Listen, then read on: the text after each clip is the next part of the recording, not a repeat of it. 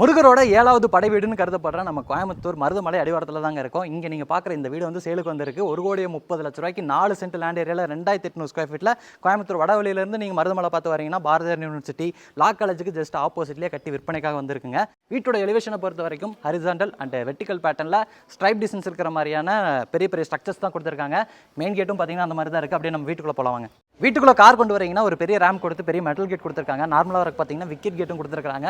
உள்ளே வந்தீங்கன்னா இங்கே நீங்கள் பார்க்குறது 29க்கு 21ங்கிற அளவில் அமைஞ்சிருக்கக்கூடிய பெரிய பார்க்கிங் ஏரியாங்க. தாராளமாக 2 பெரிய கார் நிறுத்திக்கலாம். பார்க்கிங் ஏரியாவோட ஃப்ளோரிங் கால்க்கு டெய்லர் பண்ணியிருக்காங்க. பில்லருக்குலாம் டெக்ஸ்ட் ஒர்க் பண்ணியிருக்காங்க. பார்க்கிங் ஏரியாவோட ஜனமூலையில் borewell water sump 2 water sump இருக்குது. முக்கியமாக வீட்டை சுற்றியும் நிறைய செட்பேக் ஸ்பேஸ் இருக்குங்க. பெட்ஸ்லாம் வச்சிருக்கீங்கன்னா அவங்களுக்கு ஓடி விளையாடுறதுக்கு வந்து நிறைய இடம் இருக்குது. இந்த செட்பேக் ஸ்பேஸில் பார்த்தீங்கன்னா இந்த வீட்டோட அவுட் டாய்லெட் கம் பாத்ரூம் 3க்கு 6ங்கிற அளவில் கொடுத்துருக்காங்க. பார்க்கிங் ஏரியா தாண்டி வரீங்கன்னா ஒரு சிட் அவுட் பார்ப்பீங்க. அந்த சிட் அவுட்டை தாண்டி வரீங்கன்னா வீட்டோட மெயின் டோர் பார்ப்பீங்க. கிழக்கு பார்த்த மாதிரி கொடுத்துருப்பாங்க. அதை தாண்டி வரீங்கன்னா இங்கே நீங்கள் பார்க்குற இந்த பெரிய லிவிங் ஏரியாவை பார்ப்பீங்க. 22க்கு 17ங்கிற அளவில் நல்லா பெருசாகவே பிளான் பண்ணியிருக்காங்க.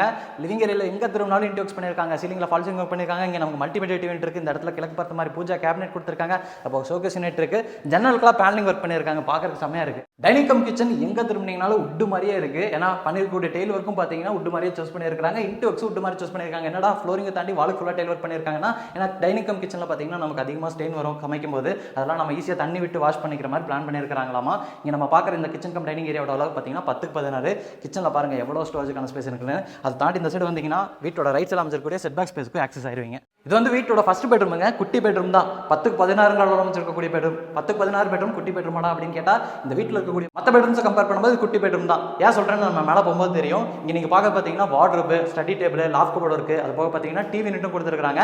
இந்த பெட்ரூமில் அட்டாச்சு டாய்லெட் கம் பாத்ரூமும் இருக்குங்க. இதோட அளவு 6க்கு 7ங்க.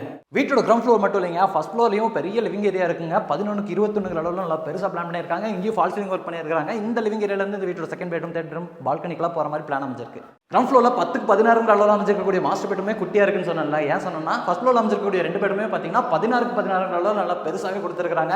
இந்த பெட்ரூமோட ஒன் சைட் வால் ஃபுல்லாமே ஸ்டோரேஜுக்கான ஸ்பேஸ் தாங்க. உட்டன் ஒர்க்கில் ரெடி பண்ணியிருக்காங்க.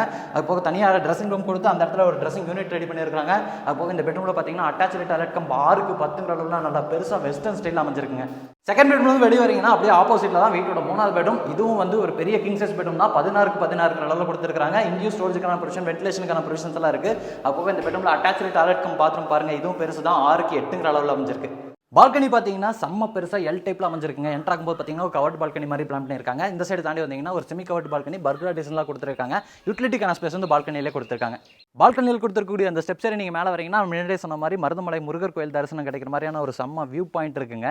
1,30,00,000 கோட் பண்ணியிருக்காங்க. நெகோஷியபிள் ப்ரைஸ்னு சொல்லியிருக்காங்க. இந்த வீட்டை பற்றின இன்ஃபர்மேஷன் தெரிஞ்சுக்கிறதுக்கு கீழே இருக்க நம்பர் கால் பண்ணுங்கள்.